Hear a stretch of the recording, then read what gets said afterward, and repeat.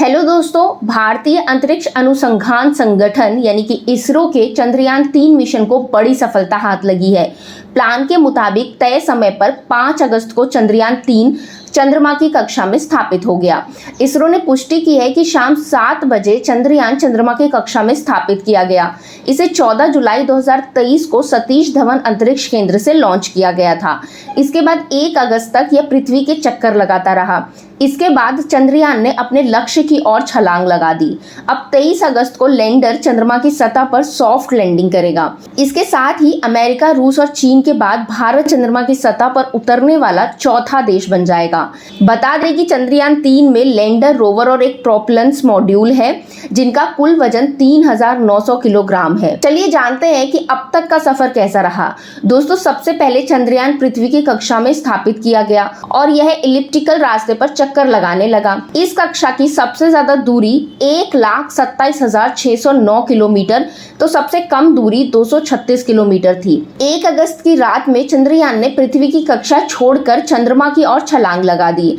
इसके बाद 5 अगस्त को यह चंद्रमा की कक्षा में पहुंच गया। चंद्रयान का लैंडर और रोवर चांद के साउथ पोल पर सॉफ्ट लैंडिंग करेंगे और 14 दिन तक प्रयोग करेंगे। वहीं प्रोपल्शन मॉड्यूलर चंद्रमा की कक्षा में रहकर धरती से आने वाली रेडिएशंस की जानकारी लेगा। यह भी पता लगाया जाएगा कि चंद्रमा पर भूकंप कैसे आता है। तो चलिए जानते हैं कैसे होगी चांद पर सॉफ्ट लैंडिंग। दोस्तों, इसरो के मुताबिक 23 अगस्त की शाम 5:47 पर चंद्रयान चांद पर पहुंच जाएगा। 5 अगस्त को ही हमारा चंद्रयान चांद की कक्षा में पहुंचकर इसका चक्कर लगाना शुरू कर चुका है।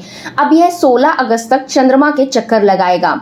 17 अगस्त को चंद्रमा की सतह से 100 किलोमीटर की दूरी पर लैंडर प्रोपल्शन मॉड्यूलर से अलग हो जाएगा। इसके बाद लैंडर 100/30 किलोमीटर की कक्षा में घूमेगा और अपनी गति धीरे धीरे कम करेगा।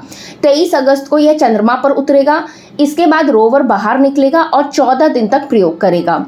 बता दें कि रोवर लैंडर को डेटा भेजेगा और फिर लैंडर प्रोपल्शन मॉड्यूलर को। चंद्रमा के ध्रुवीय इलाके एक दूसरे से बहुत अलग हैं। चंद्रमा पर वायुमंडल नहीं है, ऐसे में सूरज की किरणें सीधी पहुंचती हैं। कहीं हाल ये है कि मिट्टी एकदम जल गई है और इसमें से बारूद जैसी गंध आती है। वहीं दूसरी ओर चंद्रमा की सतह पर कभी सूर्य की रोशनी नहीं पहुंचती और यहाँ का तापमान 200 डिग्री से भी कम है। वैज्ञानिकों का अनुमान है कि इस इलाके में बर्फ के रूप में पानी हो सकता है। चंद्रयान का लैंडर दक्षिणी ध्रुव के पास लैंड करेगा। इससे पहले जो भी लैंडर चंद्रमा पर उतरे हैं वे या तो भूमध्य रेखा क्षेत्र में है या फिर चंद्र मध्य रेखा के उत्तर या दक्षिणी में। रोवर सोलर पैनल से पावर जनरेशन करेंगे, इसलिए मिशन 14 दिन का ही है, क्योंकि इसके बाद चंद्रमा के उस इलाके में रात हो जाएगी और साथ ही पावर जनरेशन भी बंद हो जाएगा। तो दोस्तों, आपकी क्या राय है इस पे हमें कमेंट के जरिए जरूर बताइएगा। साथ ही वीडियो को लाइक कीजिए, शेयर कीजिए और चैनल को सब्सक्राइब करना बिल्कुल भी मत भूलिएगा। Thank you.